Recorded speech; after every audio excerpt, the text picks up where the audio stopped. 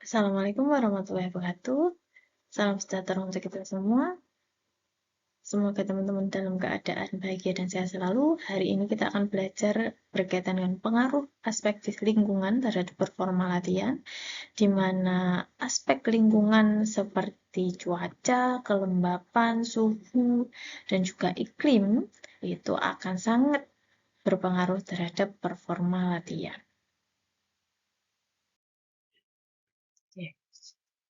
Latihan akan berdampak pada peningkatan kapasitas fisiologis pada manusia yang akan bertambah baik dan optimal sehingga maksimal goal of exercise bisa tercapai. Salah satu yang dapat mempengaruhi ini adalah aspek lingkungan atau environmental condition yang akan berpengaruh pada fisiologi manusia sehingga terbentuk environmental fisiologi, di mana latihan ini dapat dilakukan di indoor maupun outdoor pada waktu pagi, siang, atau malam. Nah, hari ini kita akan belajar berkaitan tentang ini.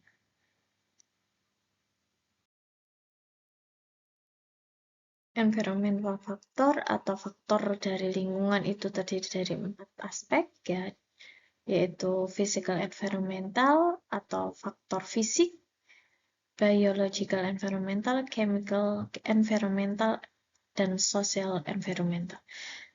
Hari ini kita akan fokus belajar berkaitan dengan ini, pengaruh lingkungan secara fisik, di antaranya suhu, kelembapan, tekanan udara, vibrasi, kebisingan, pencahayaan, hingga iklim.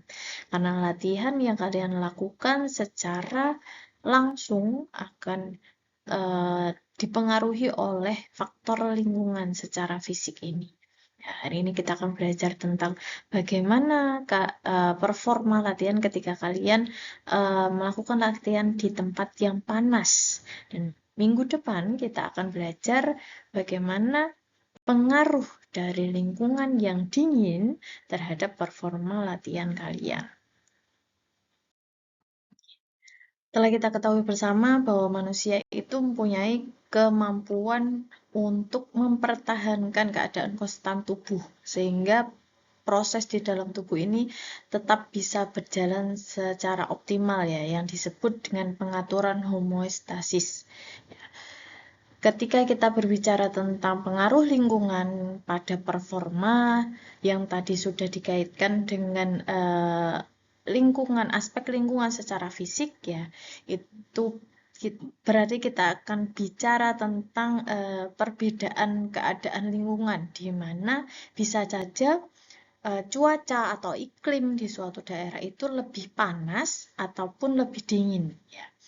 Sehingga dibutuhkan yang namanya sistem pengaturan suhu tubuh agar keadaan tubuh ini tetap seimbang.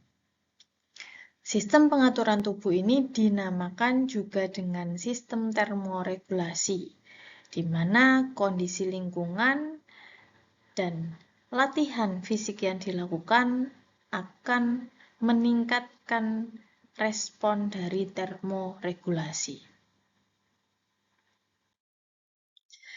Oke, manusia merupakan makhluk homeotermik, ya, karena manusia dapat secara otomatis mengatur suhu inti tubuh dalam keadaan normal kurang lebih 37 derajat Celcius plus minus 1, ya, plus minus 1 derajat, di mana gradien panas dari inti tubuh bisa keluar ke permukaan kulit hingga 4 derajat Celcius.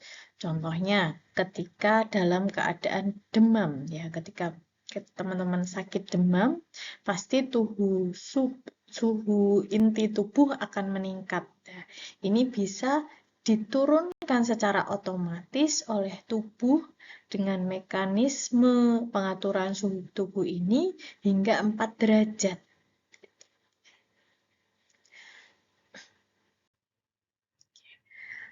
Regulasi suhu saat latihan, bagaimana tubuh meregulasi atau mengatur suhu agar tetap balance, ya, agar tetap dalam keadaan normal. Ketika teman-teman latihan pada suhu yang panas, ya, itu tubuh bisa berisiko overheating, ya. Seperti mekanisme demam tadi, tubuh akan otomatis menurunkan suhu tubuh dengan mekanisme evaporasi, dengan berkeringat, ya. Tapi ketika suhu lingkungan terlalu panas, tubuh tidak mampu untuk mengeluarkan panas tersebut, ya, akan meningkatkan resiko overheating. Yang kedua, ketika teman-teman latihan pada suhu yang dingin, tubuh akan otomatis memproduksi panas, ya, untuk mempertahankan suhu inti sehingga teman-teman tidak menggigil, tidak kedinginan. Tubuh akan memproduksi panas dengan meningkatkan metabolisme, ya, sehingga panas tubuh dapat suhu tubuh dapat meningkat. Hari ini kita akan fokus belajar ke sini, latihan dan panas. Ya, bagaimana keadaan panas berpengaruh terhadap performa ketika kalian latihan. Heat transfer mechanism, jadi untuk mempertahankan suhu inti tubuh, ketika manusia mendapatkan panas, dia akan mengeluarkan panas tersebut supaya suhu inti tubuh tetap seimbang, ya. Manusia mendapatkan panas dari mana? Dalam melakukan aktivitas sehari-hari, utamanya dalam aktivitas fisik, ya, di outdoor, ya. Manusia akan mendapatkan panas dari radiasi matahari ataupun radiasi dari ground heat, dari panas yang terpantul oleh tanah. Manusia juga mendapatkan panas dari hot air temperature, dari udara, secara konveksi, dari metabolisme, produksi metabolisme, dan juga dari konduksi, dari sentuhan kaki ke tanah. Untuk mempertahankan suhu inti tubuh, manusia perlu mengeluarkan panas yang masuk ke dalam tubuhnya.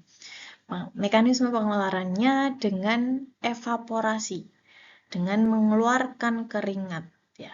Cara ini sangat efektif, ya, hingga bisa mengeluarkan panas atau menurunkan suhu inti tubuh 80% dengan radiasi dan konveksi. Secara fisiologis, ini merupakan mekanisme bagaimana tubuh menurunkan suhunya ketika terpapar dari panas, gitu ya. Yang pertama, ya, ini peningkatan increase blood and internal temperature, peningkatan suhu darah dan juga temperatur tubuh yang utamanya direspon oleh sistem saraf pusat dan permukaan kulit. Lalu sinyal itu ketika kalian merasa kepanasan, sinyal itu akan dikirim ke sistem saraf pusat, tepatnya di hipotalamus. Ya, di hipotalamus, di bagian ini, di proprioceptic anterior hypothalamus atau POAH. Ya. Dan respon ini atau sinyal ini akan direspon dengan tubuh atau kulit, ya, melakukan vasodilatasi, pelebaran pembuluh darah, sehingga panas bisa keluar melalui permukaan kulit.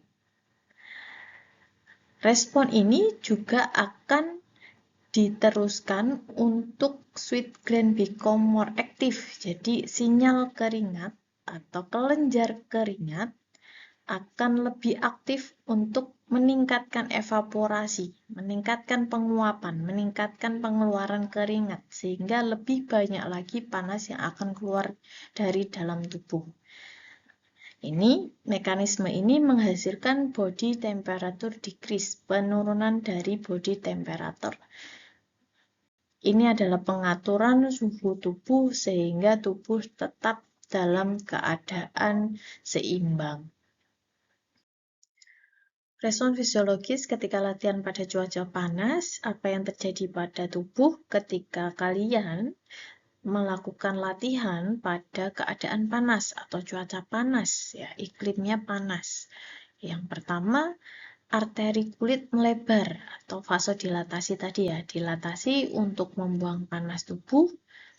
Peningkatan aliran darah dibanding latihan di cuaca dingin. Jadi ketika teman-teman latihan di cuaca panas itu aliran darahnya semakin meningkat. Penurunan volume darah karena berkeringat. Ya, ketika proses pengeluaran keringat, evaporasi dengan pengeluaran keringat, tidak hanya cairan saja, cairan dalam tubuh saja yang menurun kadarnya, tapi darah juga. Penurunan stroke volume dan peningkatan denyut nadi, sehingga menyebabkan penurunan performa dan juga peningkatan resiko overheating. Dan orang yang tidak terlatih lebih berisiko untuk mengalami overheating ini. Overheating adalah rasa kepanasan di dalam tubuh seperti itu. Dan apa yang membatasi latihan pada cuaca panas? Jika cuacanya sangat panas, ya, bisa terjadi kelelahan dini. Jadi lebih mudah lelah karena tadi ya peningkatan metabolisme, peningkatan heart rate, ya peningkatan sirkulasi yang ada di dalam tubuh sehingga tubuh bekerja jauh lebih keras sehingga berakibat pada kelelahan dini. Penurunan sistem kardiovaskuler yang bekerja untuk menurunkan suhu tubuh lama-lama karena cuacanya terlalu panas, terjadi penurunan kinerja. Peningkatan denyut nadi ini kompensasi dari peningkatan metabolisme sehingga kebutuhan energi jauh lebih banyak untuk menurunkan suhu tubuh utamanya sehingga terjadi peningkatan pada denyut nadi. Dan otak akan mengirim sinyal untuk berhenti bergerak ketika suhu kritis tercapai. Biasanya 40-41 derajat Celcius atau 104-105,8 derajat Fahrenheit. Apa yang terjadi ketika teman-teman latihan terlalu lama di luar ruangan utamanya ya? Lalu dengan cuaca yang sangat ekstrim, sangat panas ya. Ini hati-hati harus diperhatikan, harus diketahui apabila teman-teman sudah mengalami gejala-gejala ini, berarti aktivitas fisik harus segera dihentikan ya. Types of heat-related illness ya. Jadi ini kesakitan ketika kalian kepanasan atau melakukan aktivitas fisik di bawah panas. Yang pertama, heat rash dengan tanda-tanda dan gejala yang kulit terasa nyeri, kemerahan dan terbakar. Yang kedua, timbul lepuh pada kulit. Dan yang harus dilakukan, jauhi sinar matahari sampai sengatan matahari Anda sembuh. Yang kedua, letakkan kain dingin dan basah di tubuh atau mandi air dingin. Yang ketiga, oleskan lotion pelembab pada area yang terbakar sinar matahari. Dan yang keempat, jangan pecahkan lepuhan pada kulit tadi ya, jika sudah terjadi melepuh. Penyakit yang bisa timbul karena kepanasan yang kedua adalah heat cramps ya, dengan tanda dan gejala yang pertama berkeringat banyak saat latihan, yang kedua nyeri atau terjadi kejang otot cramp ya. Yang harus dilakukan, hentikan aktivitas fisik dan pindah ke tempat yang sejuk, minumlah air yang cukup ya, utamanya air dengan suhu di bawah suhu kamar, suhu ruang. Yang ketiga, tunggu hingga kram hilang sebelum melakukan aktivitas fisik lagi. Dapatkan bantuan medis segera jika, ya, jadi teman-teman harus mendapatkan bantuan medis dari dokter segera jika kram berlangsung lebih dari 1 jam, sedang menjalani diet rendah sodium, dan memiliki masalah jantung. Yang ketiga ada head exhaustion dengan tanda dan gejala berkeringat banyak, kulit dingin, pucat dan lembab ya. Di telapak tangan biasanya berkeringat. Yang ketiga denyut nadi cepat dan lemah. Keempat kram otot, kelelahan atau lemas, sakit kepala, pusing, mual dan muntah ya, hingga pingsan. Apa yang harus dilakukan ketika teman-teman mendapati gejala ini? Pindahkan ke tempat sejuk dan kendurkan pakaian. Letakkan kain dingin atau basah di tubuh atau mandi air dingin. Dan dapatkan bantuan medis segera jika muntah ya, gejala bertambah buruk dan gejala berlangsung lebih dari 1 jam. Yang keempat, ini keadaan kepanasan yang paling parah atau heat stroke dengan tanda suhu tubuh meningkat ya, suhu tubuh tinggi di atas 40 derajat Celcius, kulit panas, merah, kering atau pucat dan lembab ya, tangannya biasanya berkeringat, denyut nadi cepat dan kuat, hilang kesadaran atau koma. Jika teman-teman mendapati gejala ini, segera bawa ke rumah sakit. Pencegahan, ya, bagaimana upaya pencegahan supaya teman-teman tidak mengalami heat-related illness tadi, tidak mengalami kepanasan ketika melakukan latihan. Yang pertama, jadwalkan latihan di pagi atau sore hari. Yang kedua, hindari panas tinggi di siang hari. Jadi jangan melakukan latihan di siang hari, utamanya di udara Surabaya yang sangat panas ini ya. Yang ketiga, perhatikan status hidrasi. Jangan sampai teman-teman baru minum ketika sudah merasa haus. Minum setiap 15-30 menit ya. Ketika latihan, upayakan 15 menit sekali itu untuk minum. Karena rasa haus itu merupakan sinyal dari tubuh ketika tubuh sudah dehidrasi. Jadi kalau teman-teman baru minum ketika sudah haus, itu sudah telat sebetulnya ya. Yang keempat, perhatikan pakaian yang digunakan. Gunakan pakaian yang menyerap keringat dan mudah kering ketika terkena keringat ya. Gunakan bahan-bahan seperti dry fit yang longgar, tidak ketat. Gunakan bahan yang setipis mungkin ya, dan seringan mungkin. Oke. Adaptasi pada cuaca panas. Jadi secara fisiologis tubuh itu akan beradaptasi terhadap apa yang kita lakukan atau apa yang didapatkan oleh tubuh ya. Dimana mungkin teman-teman pindah ke tempat yang lebih dingin, pindah rumah gitu, pindah domisili ke tempat yang lebih dingin, itu tubuh juga akan beradaptasi. Begitu juga ketika teman-teman mungkin akan bertanding ke tempat yang lebih panas ya, tubuh akan melakukan adaptasi. Tapi adaptasi yang terjadi tidak serta-merta 1 hari terbang ke negara tersebut lalu terjadi adaptasi, itu tidak akan terjadi ya. Jadi ada proses atau ada waktu yang harus dijalani untuk tubuh melakukan adaptasi itu.